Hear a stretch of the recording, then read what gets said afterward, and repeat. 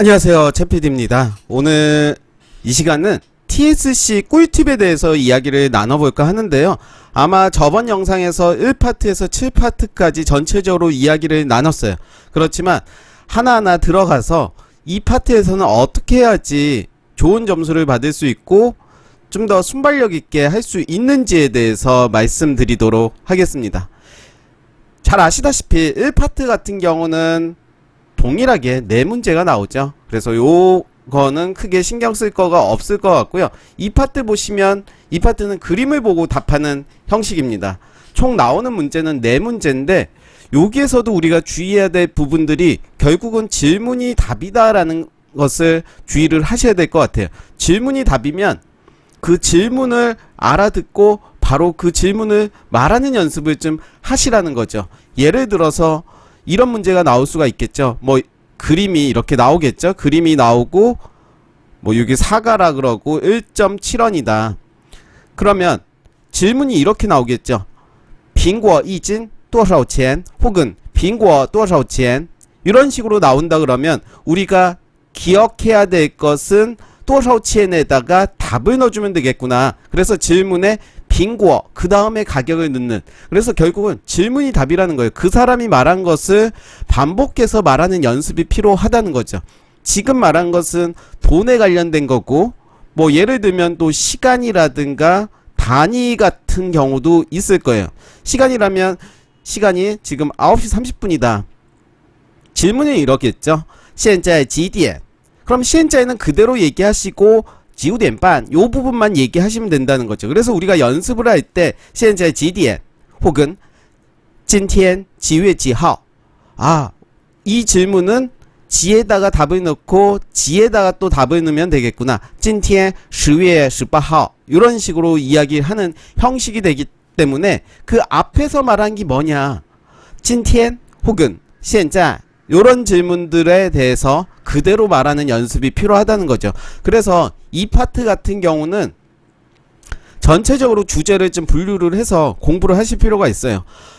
가장 꿀팁으로 좀 드린다고 하면 이 파트 주제별로 예를 들어서 10개 주제로 나눴어요. 10개 주제로 나누고 동작이다 그러면 동작에서 나올 수 있는 질문이 뭘까? 요거를 혼자서 한번 정리를 해보시는 거죠. 이런 질문이 나올 수 있겠죠? 他正在做什么? 他在做什么? 이런 질문에 대해서 응용을 할 수 있어야 된다는 거예요. 결국은 이 파트 같은 경우는 단어 시험이라고 말할 수가 있겠죠. 그래서 여기에 넣는 연습, 질문이 무엇냐, 그 질문을 연습을 하시고 순발력 있게 그 질문에 답을 하시는 게 중요하다는 말씀을 드리고요. 또 3파트, 3파트는 대화문이에요. 대화문이기 때문에 요거는 좀 난이도가 좀 있겠죠. 그래서 질문의 패턴도 중요하지만 역시 여러가지 유형에 대해서 연습을 해야 된다는 거죠. 뭐 예를 들면 我们明天一起去商店怎么样? 혹은 好不好? 요런 문제. 이치라는 단어가 들어갔고요. 함께라는 단어가 들어가면 뭔가 같이 하자라는 이야기가 될 거예요. 怎么样 혹은 好不好, 好吗, 行吗? 이런 문제들이 나온다면 이치를 동반해서 같이 물어보는 거죠. 뭔가를 제안하는 상황이에요. 그러면 그가 말한 것을 반복해 주면서 好不好 혹은 好吗, 怎么样 그 사이에 좋다 싫다라고 얘기를 하시고 근거를 얘기하시면 돼요. 3파트는 5문제가 나오고 15초예요. 15초이기 때문에 그런 식으로 순발력 있게, 결국은 질문이 중요하다는 거 역시 3파트에서도 이어진 거죠. 4파트 역시 마찬가지입니다. 4파트에서는 어떤 의견을 물어보는, 일상화제에 대해서 설명하기라는 질문이죠. 뭐 예를 들면 당신은 현금 사용하는 걸 좋아하십니까? 신용카드 사용하는 걸 좋아하십니까? 요렇게 아주 선택 의문문이 나왔을 때는 땡큐죠. 그래서 그 앞에 나왔단 말을 한번 반복을 해주시고 그 다음에 근거를 얘기하시는 그런 방법으로 쓰시면 좋을 것 같고요. 역시 4파트도 여러가지 주제들이 있기 때문에 그 주제에 대해서 정리를 좀 하시는 것도 좋다라고 생각을 합니다. 네, 5파트 4파트부터는 중국어도 나오죠. 중국어도 나오기 때문에 한자를 좀 알아야 돼요. 그래서 정 안 된다라고 하면 그 질문을 읽는 연습을 하시는 것도 하나의 요령이라고 할 수가 있겠죠. 5파트는 다소 이제 질문이 길게 나오죠.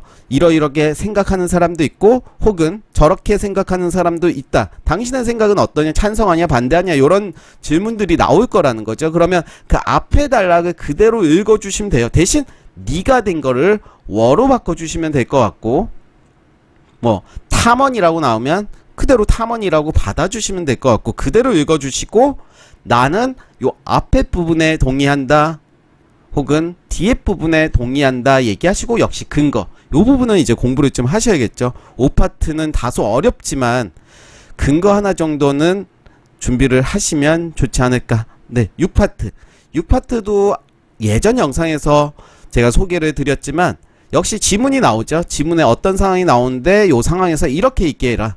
그 상황을 그대로 말해주는 게 중요합니다. 그래서 요 역시 주제가 여러 가지로 한 8가지 정도로 주제를 분류를 할 수가 있을 텐데요. 요 부분도 역시 정리를 해서 지문에 나온 걸 그대로 읽어주시면서 적절하게 바꿔주는 연습을 하신다면 크게 문제될 게 없을 것 같고요.